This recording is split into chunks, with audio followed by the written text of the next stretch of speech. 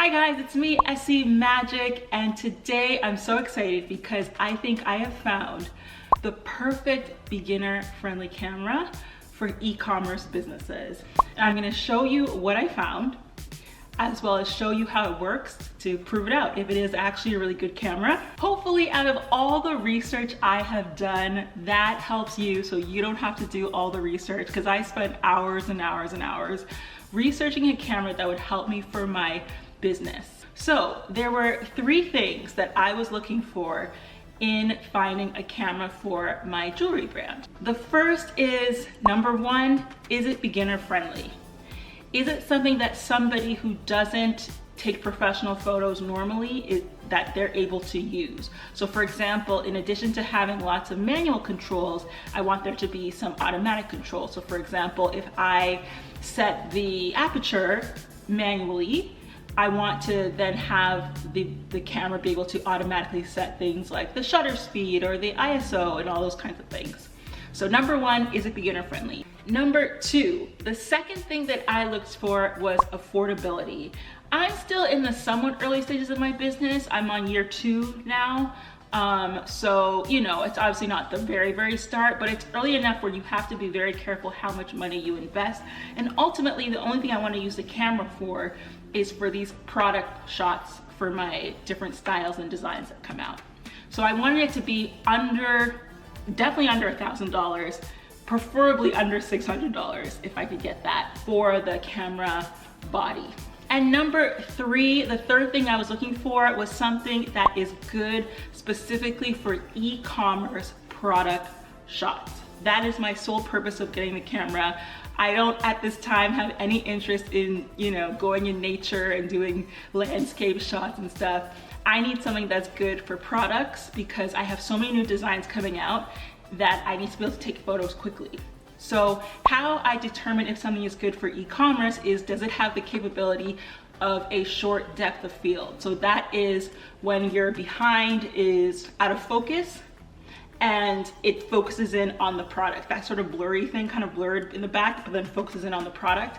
That was what I was looking for. Is it capable of that depth of field I need to give the product the focus it needs? You might be wondering, why now have I finally decided to invest in a camera that is specific for photography? I've had tons for video, but for photography, this is my first time really buying one for that purpose. Because one thing you'll notice as an e-commerce brand is that as time goes on, you're gonna keep adding more and more and more styles to your collection. And you know, at a certain point, even if you paid for a professional photographer at the beginning, it becomes economically silly to keep paying a professional photographer every time you have new styles come out, because e-commerce businesses just have styles coming out, you know, pretty relatively often. So, you know, instead of spending all that money, for example, my first photo shoot I did, I think I paid, you know, I spent like maybe $700 or $800 on the photo shoot. You know, I can't pay that every single time. So it's time to roll up my sleeves and figure out how to do these photos myself. So after all of my research, I narrowed down my choices to 2 choices. That is the Canon ES R100 and the Canon ES R50. These were the 2 cameras on the lower end in terms of cost from Canon, and also cameras that I found from the recommendations I read would solve my need of photos for e-commerce photos. So they weren't gonna go overboard, but they can do the job. So at this point, I pretty much had read that it really comes down to your lens. So you really just need to make sure that your camera has the capability to use the lens that will fit your needs. And then you can just kind of, you know, swap the lens for different purposes. Ultimately, after my research, I determined that both cameras have great depth of field. Both cameras have beginner-friendly controls. But the reason I ended up going with the R50, which you'll see right here, and I'll show you the camera in a second, the actual camera in a second, is because it turns out the R50 has better video capability. And I know at the beginning of this video, I said that that was not in my list of things I was looking for, but I thought to myself, you know what? I am a video creator after all. If I can get something that can accommodate my video needs as well, all I have to do is change the lens. Might as well, you know, tick 2 boxes with 1 stone. So I ended up going with the R50 because of the video capabilities. It can shoot in 4K at 29.97 frames per second. It has better focus capabilities. It has better ISO sensitivity, which is the sensitivity to light. So if you're somebody who isn't the best at using, you know, setting up your whole lighting station and your whole set, it's good to have a camera that is really good at you know, adjusting to light for you. Again, the R100 can do that, but apparently from my research, the R50 can do that even better. The R50 also, from the research I did, has better shutter speed. And for me, I have very naturally shaky hands, so the ability to have really good quick shutter speed is what I need, so that way my shaky hands don't cause the photo to be blurry. So I was looking at the shutter speed capabilities on pretty much all the cameras I was looking at. Okay, so now let me show you the actual camera that I got. This is the box that it comes in, as you can see. I'm not gonna pretend like I'm gonna unbox it here because I already unboxed it, so let me show you the camera. So this is the camera itself, the Canon R50.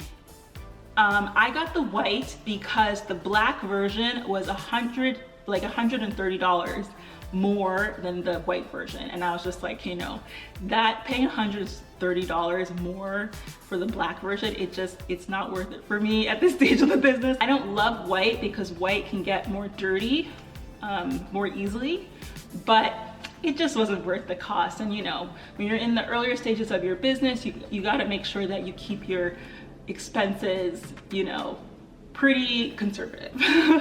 So another reason why the R50 is better than the R100 as well is the screen on the back. On the R100, this screen can only stay back here. You cannot turn it and view yourself. Again, more important if you're doing video, but it's just good to have the option to be able to flip the screen out. And what I mentioned to you before about the touch screen, the back, this is touchscreen, whereas on the R100, you have to use like the wheelie thing in order to use the controls. So that's why I thought that the R50 was a good choice. This cost me, before taxes, it was $579 without the lens. When you add tax on top of that, it came to about $6 something. So it was still pretty pricey. Well, not compared to those cameras that are like thousands of dollars, but it still was a bit more than I wanted to spend, but I thought it was worth it because of what this has. Now, let me show you the lens that I chose. So this is the lens I got. I'm actually opening it for the first time ever. This lens is the RF 35 milliliter f.18 macro IS STM, as you can see. And the reason I chose this lens was because I needed something that would allow me to get very close to the product and still be able to focus. So this is a big lesson that I learned, because I actually originally bought a different lens and then returned it and then got this one when I learned the lesson. And I'm gonna show you exactly why this lens is a better choice than the original lens I got, which was the Nifty 50, which if you Google Canon Nifty 50, you'll see exactly what lens that is, but I'll put a photo here. That is the standard lens that most people recommend for like your starter lens, but that lens is not good if you have a very if your products are very intricate and small. If you have products that are like clothing or bigger things, then yes, the Nifty 50 is great. But if you have products that are very intricate and small, like I do, jewelry for example, you need a lens that allows you to get very, very close to the product and can still focus. So let's see what this looks like. All right. Cute. All right, it's not too heavy, so that's good. And it came with some instructions. There's some warranty stuff as well.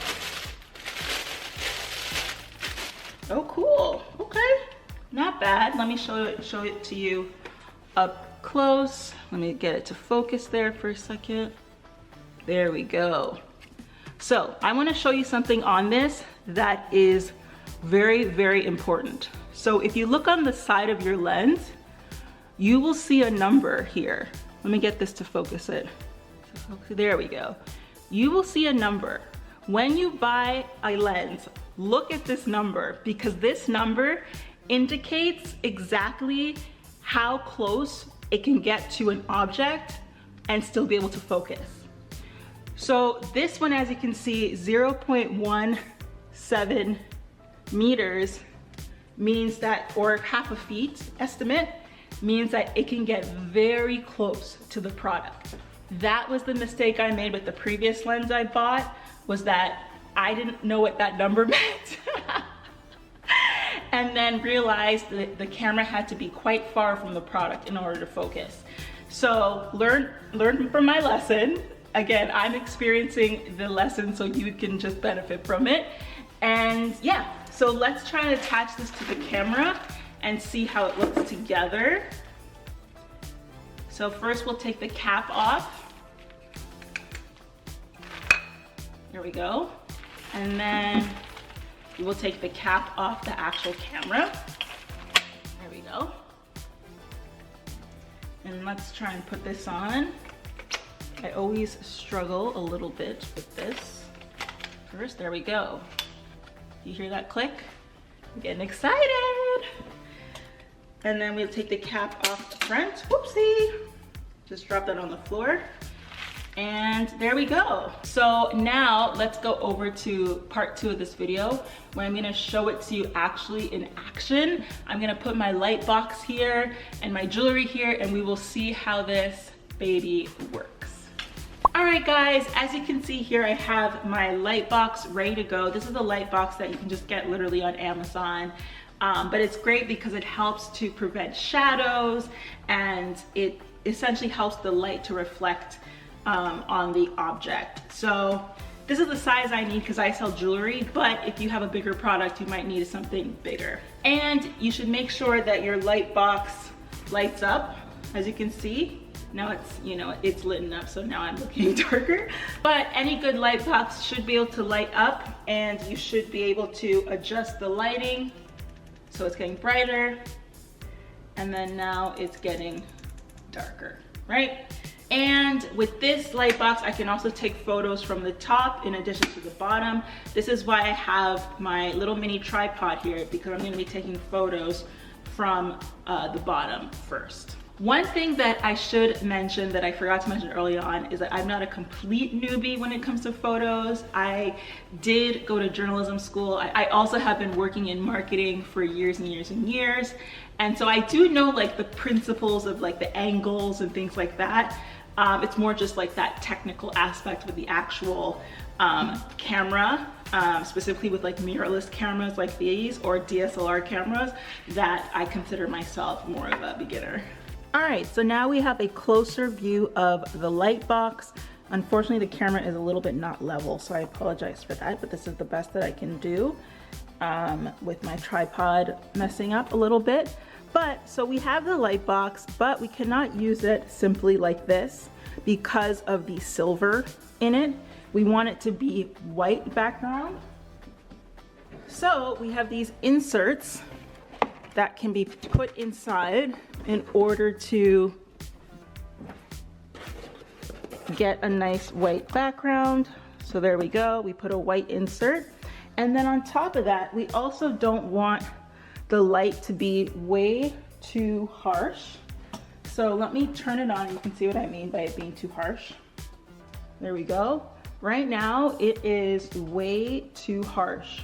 So I'm gonna use what is called a diffuser, which is this thing here, to help diffuse the light a little bit.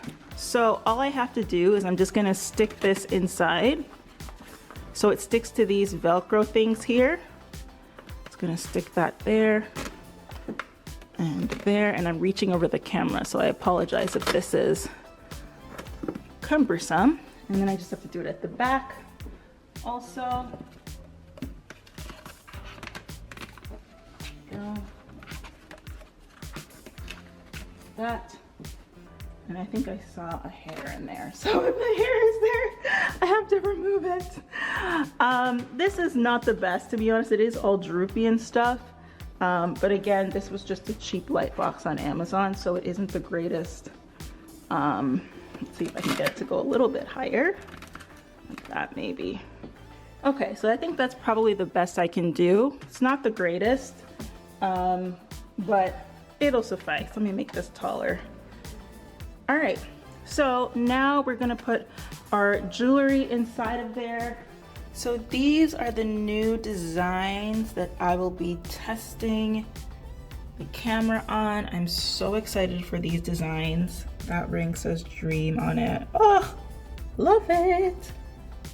But yeah, I'm so excited to see how these turn out on the new camera.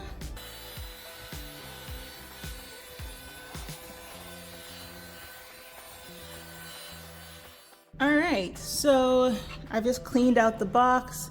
I've got the ring here. I just polished it as well. Gonna set it down.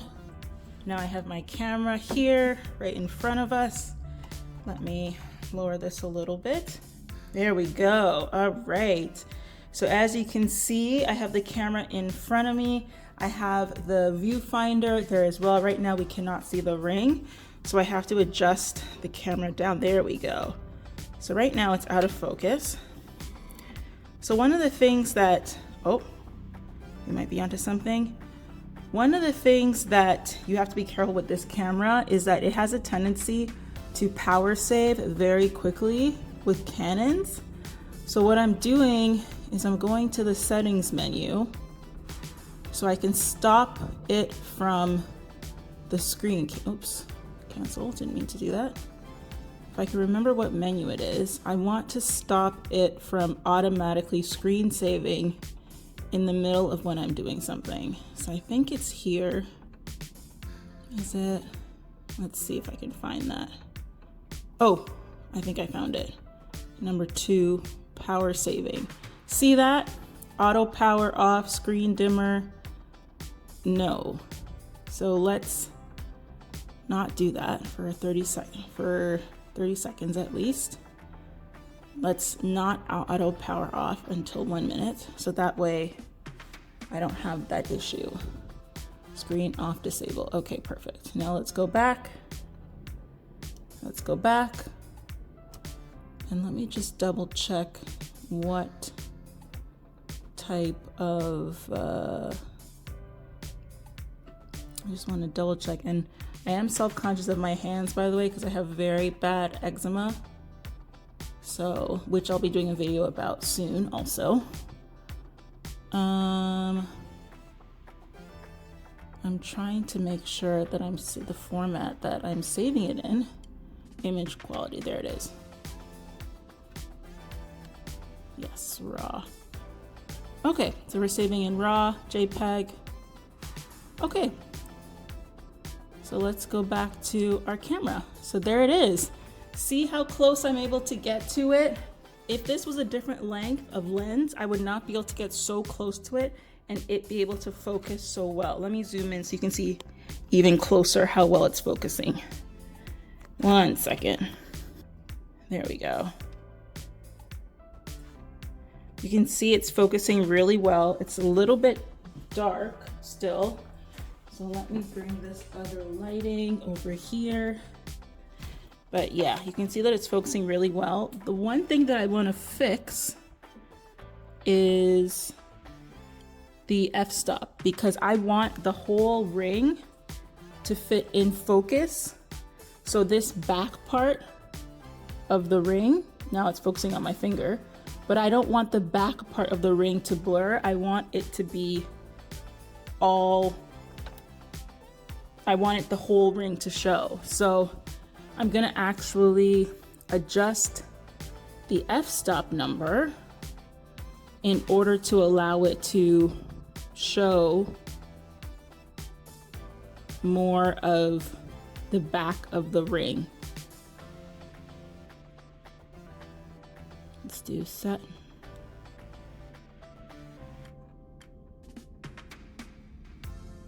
because the lower the f-stop number, the lower the depth of field.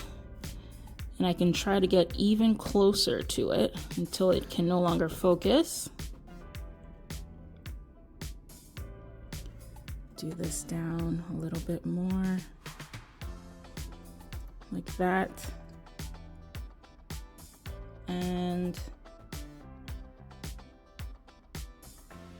yeah, and I apologize, the lighting, no matter how much light I turn on, it doesn't get that bright on for you guys because it is, I'm filming a screen with a screen.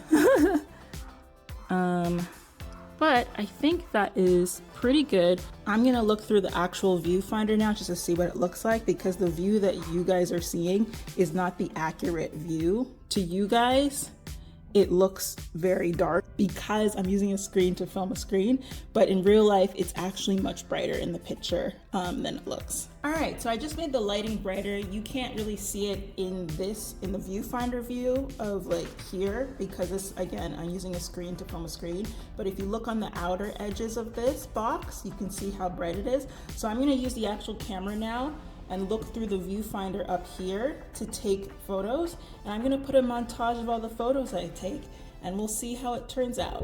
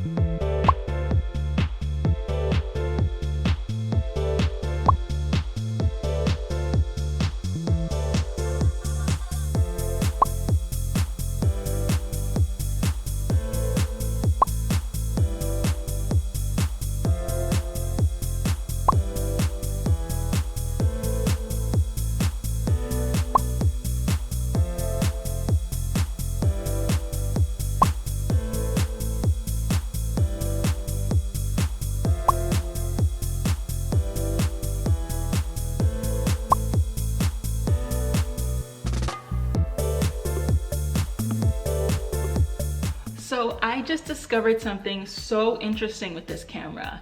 It's that when you are looking at this screen, right, the depth of field might still look too shallow, meaning it looks a bit blurry. In the background, and the front of the object is very clear and focused. But then when I snap the actual photo, the actual final photo looks fully in focus, and you can see the true magnitude of me adjusting that f-stop number. So very interesting. If you get this camera, don't get worried if you see that it still looks blurry in the background when you're looking at through this screen, because when you snap the photo, it comes out crisp. All right, so now you guys got to see all the cool pictures I took. Let me know, do you think it's good? Do you think it was worth my money? Of course, I'm still at the beginning, so I'm sure my pictures will get better as I go on and on, so don't judge too harshly. Actually, let me tell you guys some tea, or the real reason. Okay, no, it's not the real reason. It added to the reason of why I decided to get my own camera, because it was a negative experience that I had recently. So in addition to knowing that, you know, hiring photographers was not a long-term solution, I was just kind of, you know, putting it off, but I knew eventually I'd have to get a camera. With my latest designs, I decided to do a posting on Craigslist, and you know, I thought I offered a decent amount of, considering that it would only take maybe 2 or 3 hours to do it, and you know, it was only a couple new designs. I did a posting on Craigslist and I offered $300 to do the photos, and you know, with only a couple new designs, I estimated, okay, it'll probably take me about 2 hours based on my experience with my other photo shoots. It'll probably take me about 2 hours to do the actual photos, and then maybe about an hour to do the touch-ups or the retouches using, you know, Lightroom or something like that. So for me, I thought $300 was pretty fair, considering that, you know, it's probably about $100 an hour, right? 3 hours by 300. $100 an hour when all is said and done. I I thought it was a pretty decent offer. I mean, yeah, it's not the best. I'm not paying you thousands of dollars. I'm not a huge corporation or something, which I mentioned in the post. But still, $300 is, you know, $100 an hour for 3 hours. That's if it even takes that long with the amount of new designs I have. It's not even that many. And I got a lot of response. I got like 50 people, maybe even 60 by the end of it, who were all interested in taking the photos for me. So based on the response, I know that, okay, it wasn't such a terrible offer. But I also got this really rude, when I say rude message from this very bitter person who clearly is angry at the world and was telling me that I'm scamming people, and how can you scam people with such a low amount of money, and blah, blah, blah, and all this stuff, and you should be ashamed of yourself. And I'm just like, I'm literally a small startup. Do you know there's a lot of startups who ask people to do things completely for free? Like intern or get experience. Like there's a lot of startups who do that. And the fact that my offer was $100 an hour, like that's not the worst offer. And the amount of people I got responding back to me, like when I tell you, if you see my inbox, it was like over 50, possibly by the end of it, 60 or maybe even 70 responses to my post. So clearly it was not a terrible offer. But unfortunately, you know how they say one bad apple doesn't spoil the whole bunch? In this case, the apple spoiled the bunch, because it made me just decide, you know what, I don't want to deal with this drama. I don't want to deal with these sort of, you know, things and people being bitter at the world and, you know, bad attitude and whatever. And I knew deep down, like I said, I already knew I needed a longer term solution, but this kind of acted like a catalyst of like, you know what, let me just try and take photos myself and not deal with, you know, with a photographer and paying them on set and all this stuff. And so, yeah, and it's a shame because essentially that one person's rude comment took money out of someone's pocket. Like somebody would have earned that money, right? Essentially, he took money out of someone's pocket that someone could have made, because then I didn't go with anybody. But anyway, so that was an experience that made me just say, you know what, I don't want to deal with these kinds of things. And I know, I know most people are not like that. It's one of those things where they always say you'll get like 100 nice comments, and the one nasty comment, you're just, you know, it bothers you and you think about it more. I totally did that whole human nature thing of, you know, being bothered by the one comment. Meanwhile, there's like so many other people who were like happy to do the photography for me. So it's just, anyway, so that is my bonus story of like what also pushed me to be like, okay, I think it's time to just, you know, stop spending money on this, because I know this isn't a good solution long term. As I keep getting more and more designs in, I can't keep spending hundreds and hundreds of dollars on photographers with every new design. So anyway, that's a bit of a bonus story. Alright, so I hope you enjoyed this video. I hope that you found this video super helpful. If you have any other tips or questions, let me know in the comments below. Hopefully I can help you out. Hopefully all the research I did, you're able to benefit from it, so you don't have to do all the research yourself. But even so, if you have any questions, let me know. And of course, if you felt this video was helpful, or you just enjoyed being on the journey with me, that's my whole purpose of this, is bringing people on the journey with me. Give it a thumbs up. It does help the algorithm, and it does help to source the video for me. And then lastly, of course, remember to subscribe if you ever be so kind. I'm just joking. Whatever you want to do is fine with me, but I do appreciate the support. And of course, as I like to always say, make sure that you keep being magic. Bye.